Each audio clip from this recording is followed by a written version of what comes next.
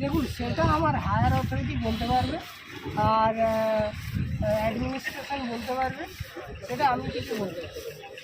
মানে আপনাদের কোনো অ্যাপ্লাই ছিল না যে পাহাড়টা বন্ধ করুন? কেন অ্যাপ্লাই ছিল? সেটা আমাদের হায়ার অথরিটি থেকে অ্যাপ্লাই ছিল।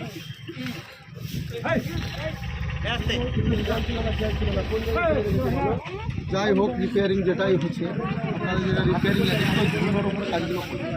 যদি ওই ধুলো দেখছেন তো না, দেখেন আজকে 10 দিন বন্ধ, মানে গোটা নলহাটি চলে না। কম্প্রেসার হাওয়া দিয়ে মানে ক্লিয়ার করার পরে সেই ভিডিও যদি লাগে আপনার, আমি ভিডিও আপনাকে দিয়ে দিচ্ছি, ঠিক আছে? কম্প্রেসারে হাওয়া দিয়ে যে কাজ হচ্ছে, আমি আপনাকে আপনার হোয়াটসঅ্যাপ নাম্বারটা বলুন, আমি আপনাকে হোয়াটসঅ্যাপে পাঠিয়ে দিই, ঠিক আছে? এবং কীভাবে কাজ হচ্ছে তার step by step photo video আমি আপনাকে পাঠিয়ে দিতে পারি। কম্প্রেসারে হাওয়া দিয়েই আমাদের কাজ হচ্ছে, ঠিক আছে? এমনটা নয় যে হচ্ছে না হাওয়া দিয়ে ধুলো ধালার মধ্যে কাজ করে দেওয়া হচ্ছে, সেরকম কিন্তু নয়। এটা কি পুরোটাই ফিট হবে না নাকি এই খালগুলো খালগুলো? ব্রিজের দুই সাইডে যে হিসাবে ধুলো জমে আছে, ধুলোটা তো পরিষ্কার হচ্ছে না, তো থেকেই যাচ্ছে। আমরা কিন্তু আপনার ট্রান্সপোর্ট অ্যাসোসিয়েশন থেকে মানে আমাদের মানে এই যে খালটা আছে, খালটা শুধু পুরো ফিট হবে না।